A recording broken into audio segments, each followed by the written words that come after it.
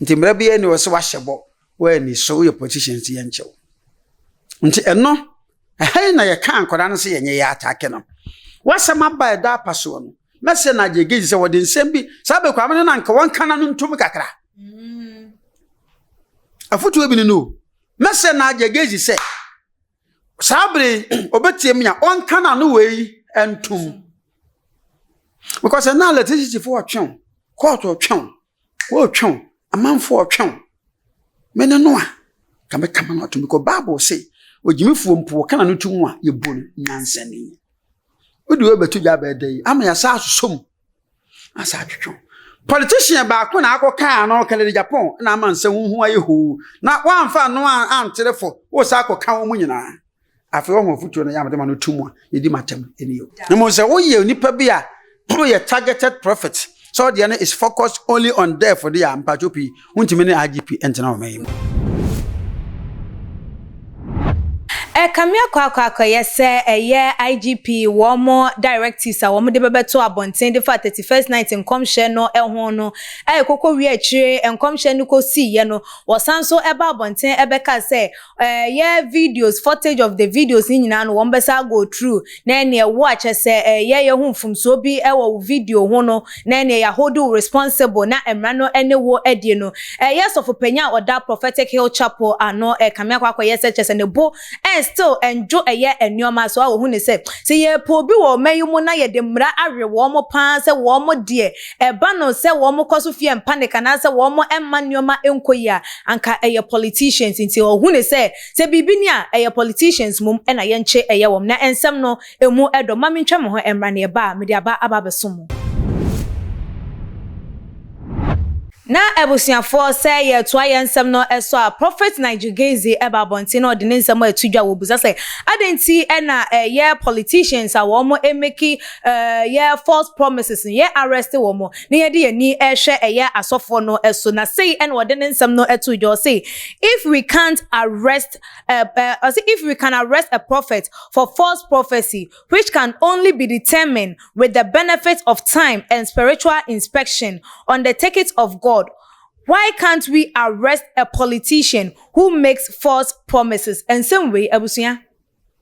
odifo akansem ye hia odifo enchiremu say de walking wono susu na adwen efa ho enese no nti ya bepie mo wo Hope Generation Ministry International so penya wo da no ye papa computer man wo ha mama man ekwan na chese me ma no akwaba ne mfa yenkomo no enhihye so odifo me mo akwaba ya buru Bibi aboko. Nyame adom na so Nyame adom so me ho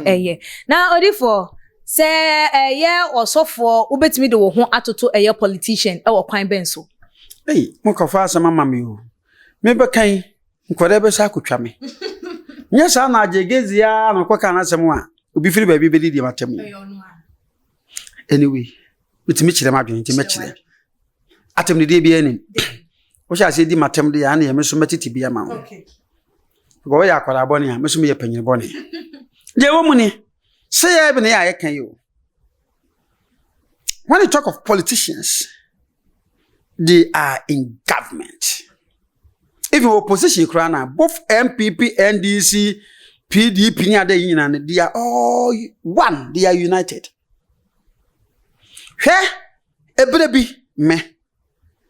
politician bi wi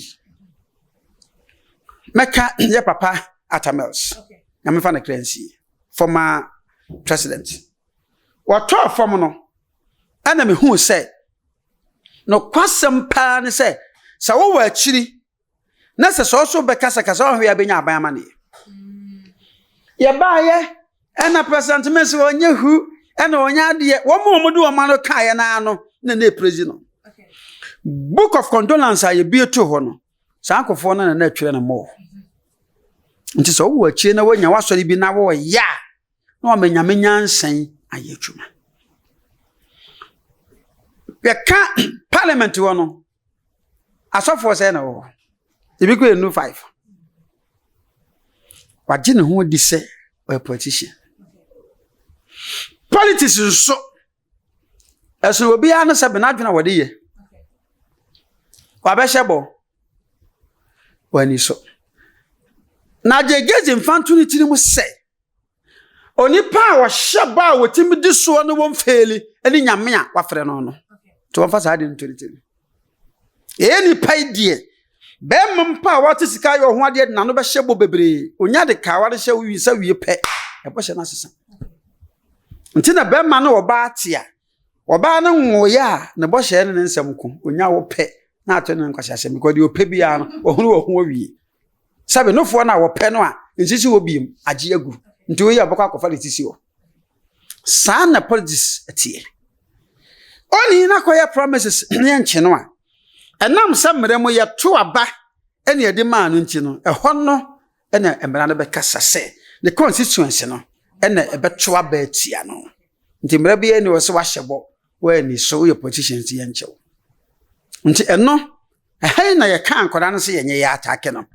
wasama ba da paso no mese na je Gaisie se wode nsem bi sabe kwa amene na nka won kana no ntum kakra afutu ebi no mese na je Gaisie se sabre obetiem ya on kana no wei entum because na electricity for atwen court atwen wo atwen amanfo atwen mene no a kama no atwen because Bible say ogimifuo mpo kana no tum a ye bo nyansani odi we betu ja be dey ama ya sa asosom asa atwen politician ba ko na akoka no kale Japan na amanse hunhu aye ho na wanfa no anterefo wo sa akoka wo nyina afi wo futuo na yamade ma no tum a yedi matam eni yo na Obofour unhu ne said the work can we den come from so bia enhye da eni hu because say the work was say yeah false prophets and as say yeah prophecies are yes say and yeah false prophecies no it can only be determined by time and a ebiem so spiritual inspection eno no nyame ene betimi determine say nkom hye we yi asofo yi hye yi entro anase enfri me nyame nko a ene betimi determine enti eba ne sen na wo IGP wo begina so ebeka sen ani obi a hye enkom false prophecy enu nti no ugina so de ache no anase wonfa evidence mra anya sade anache se mra no ene no ebedi enti se sade a ene politician a wono so aba bonten a wono na kire se ekwan meye na wababa startia ama ya baba juso we show a kire se wababa baba begusu na so wono no wanya ene so wono no wa prove se wo so wobeye wanya nti yenche no ba me de ne de meje me nyame anam sini enti enye nipa na wo se won jeje me nsem ameka hai ana nkora nketo ba no nsuo nyame asem yi okay sana je Gaisie ni nyame asem yi pa won fa we metu bia okay so sofo bi esore se woni IGP ani na edi ekwei ebeko a na wanim nyame asem na omo act wrongly mama chirewa Peter ya chene to afiase okay Daniel ko shan ko chene to afiase ya le ko to jatabu bebe kro wu afiase nti won hwe se wo yensem da ho eda ho wo hindaro wo se membasi ya ba shan ko mo memem Pharaoh so say membasi obi baba ba chema henie nti ya wo Yesu kra na ye de ni dwane ye okay if you say na wo fo no apply wisdom nti message na Gaisie say je wonam mu no ane ye nyina nam mu no si ya nhyan ko mana moro so no wonke hunu se e wo Bible no o Bible nim se mamo nhyan ko mana moro so na sachitifo ne be ye si won kwanhye kwai okay nti wo be hunu se ebere no ko na wie no ye nso so edi nyame ye kire befa bibi ati se mu nti ye na ese ye di nyansan nyame de amaye no eye chuma okay Daniel yeso akohye wo hene honkom ati ne koto biase wode ye pagya no kra ba bi ejata ewo ne ye de ne koto ye nanso tumi wura no a wode tumi ama no no jata ne ntimi anya na hwi ahwa ansa na ohini be hu se mesom Daniel nyankopon tisuo na je Gaisie ni sofo bi obibi ka efa emre de aba no ho a ompia bontene onko ne koto wi ani eho ene nyame be kasa amanyansa na ye twuma because de wodi mra so ne nyankopon edo no na yenya asemra no so ate ho de obi okwa na wasemra na to so wonko asore de muda okay nti wo asore dem de bia no baba be ye otamfo ama no nti wo na be prove a kire se wonim de na wo na wonim ye nyame no wansom no enye hwe yende ye nim awurade ye besom dada nyame Mama Kambafum, when you are gifted prophetically, there must be wisdom attached. Okay. Na Obofour na ne saye emu no me pese yente eye ase say na je say enkomhye no eba because of say asuafo no ye di bi edi wo mo ye chi bi tu afiase ye di bi e fa ejam ne ayi nti sofo nso so no ensam na eba eni kwan so wuso nso so ka na wo nso so fa sa ama ne hunu ni nyina mu ana hoi mama nchi omu kakra sa wani twia pa sa asema wo kan ye no kore na mfa wo ye ne bi ama na nyansa tamu de emra bi ensu kwan okay nemu sa wonum se ya hyemra na num sa ade o me koka sa epoda hoi wonim sa wotomu a wonim adware de obekọ na de o se nyame na afro ntu bekọ akogina kwalego na na atwoko akogina mu de ya kọ na pono mfa nkonko pietogo efiri se ukwa na ye wa wugimi se na ya shemra na Shadrach Meshach na Abednego wo mo eni so ayedo mo ko jafun no se nyame ekokoje wo mo enti se wono susu hu ne se ade na wo ye ne eye nyame na aka na enu nti no because of who directives are dia benti no onka nyame de ne nsha na onka nhye ya penzuma na entobiem okay if it's a boni ados okay nti nyankopon kura Obofour nipa wo wiase nyina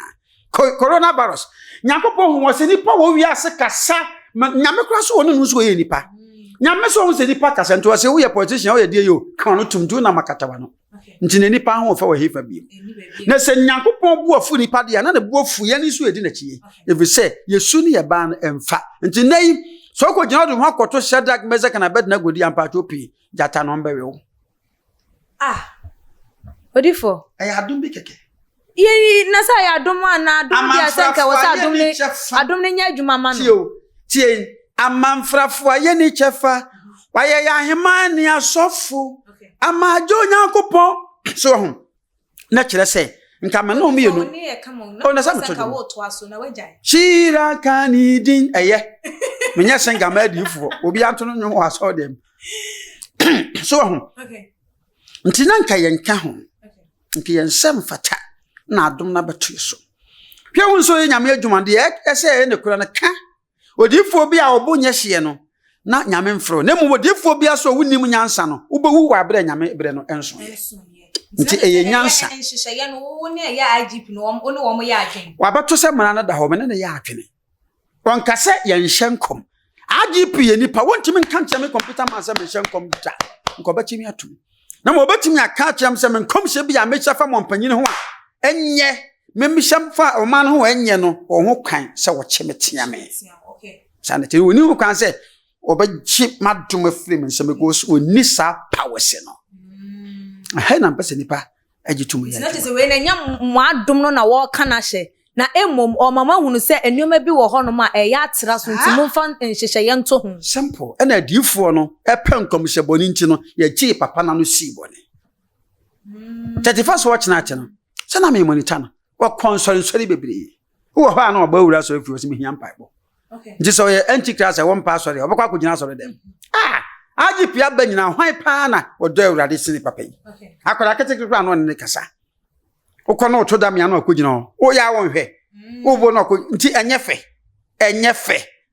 na se enye wotan bi no wotan eye asofo no na emom eye mu ye mu na wo pe opese beebi enyame di nyamesom ko Ghana no opese ye pepepe ama obi anyina beebi am wo man di mboni because we Africa ha we Nigeria Ghana na toso nyamesom sorry we South Africa Nigeria na toso ansa na waba Ghana yaka nyina ya busumsum no mafinko a ntese de no decency ebam nti eno na wo put in place ye ne Ghana ha na father bi ekokisi nkola nketo ano holy kiss wa ya de sabe de corona mai sana ya shemra nso koye nti wei so fen se owura dam pare penso a nke saa so fen ko be fa no hodi sa ya wa Ghana ha ya hwe ya last yi sofo bi akwa so dem o se nso de mangoro ho no yi se bo ma se ye hunu bi ese no ba bonti be ka say ye movie wo de ka ama wo ma hunu asofo nyoma bi a ebinom ye mo ade nti ne movie kro de beba nam se de ifo ne me ho kana asofo ni bi mu ye hunti na onya akwan ne sa de betu bia sanka asofo bu ye ho a nke ba ye nke be take ne on nke ye mpo ne ye be sori se wo gu nyame adwuma ne ye hu fi enso nam se ye nye ye mu bi nko yi nti no obi aka ntu yes Obofour wona waka eye ensem eno na che se eye sofo untimi emfa wo ho entoto politician e wo kwan bia eso na ye de ye nkomo no eba eye na wieye a enesa eno na eno nti no sei no ye enkomhye emu with eye IGP nsem a wode eba no don't you think say as wo ye amana broso na emom oma eye Obofour ne space ana na IGP di we na adwuma se police ni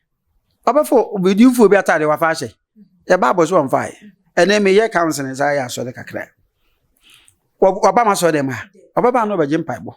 sa IGP beba ha na bia makohye obi hu nkom nipa na nte ase na ode yakọ aframa na makojeje ma kire no eji IGP de onsi obi akwai onwura obi adem wono ye nyapo asori a preach ni kwa epichi o TV so a amen won so je so amen so ko baptist oye panyini wom okura bible so de na jesu osikwai onsi kwanti adifo nsusu ha ye ni enkansem papa ni si kwa dai me 31st ha me hyenkom nya na ma me hye ye ade akwahye onkom na enye bone kwan so a uti ozo nkodi bone ya wona wobetete wona ka obeje na wona matumika nkwahye obi anyinsi ya wona ma yamba hye mo ya fanye se so me eno ano no so nyunso ngube me nyunso ngube bia me tuwe me yire nkwa na madwunso agu mu